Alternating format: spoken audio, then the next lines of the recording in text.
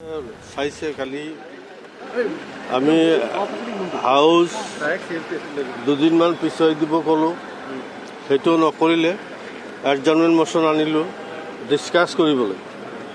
কিন্তু অকল parliament affairs মিনিষ্টাৰে এটা ষ্টেটমেণ্ট দি পেলাই শেষ কৰিলে। গতিকে আমি সন্তুষ্ট একেবাৰে নহওঁ। হাউচখন বন্ধ হোৱা নাই কাৰণে আমিও যাব পৰা নাই। গোটেই চাওঁ আজি কি হয়।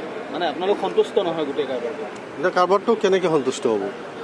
মানুহ মৰি আছে, কমচে কম প্ৰায় 50 পাবগৈ, এনেকুৱা এটা অৱস্থা হৈছে। হেলিকপ্টাৰ ৰিলিফ দিছে, সেইবিলাক বিৰাট অসুবিধাত পৰিছে। বুজিছোঁ, গোটেই মানুহ পোৱা নাই নহয়। মানুহ এতিয়াও উদ্ধাৰ কৰিবলৈ বাকী আছে, কাৰণ চাফিচিয়েণ্ট ইনফ্ৰাষ্ট্ৰাকচাৰ তেওঁলোকৰ হাতত নাই। বোট লাগে বহুত, কেইটামান বোটহে তাত লগাইছে। এই যে মানুহবিলাক যে মৰিছে, কিহৰ কাৰণে মৰিছে? পানীত ফচি গৈহে মৰিছে। গতিকে এইটো সন্তুষ্টজনক নহয়।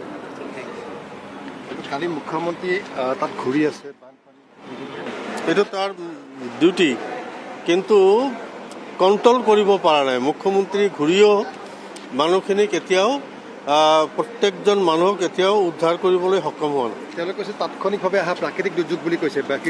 প্ৰাকৃতিক দুৰ্যোগ ফ্লাছ ফ্লাড বুলি কৈছে কালি। গতিকে ফ্লাছ ফ্লাড হওক, তথাপিতো মানুহখিনিক উদ্ধাৰ কৰিব লাগিব। আজি কেইদিন হ'ল?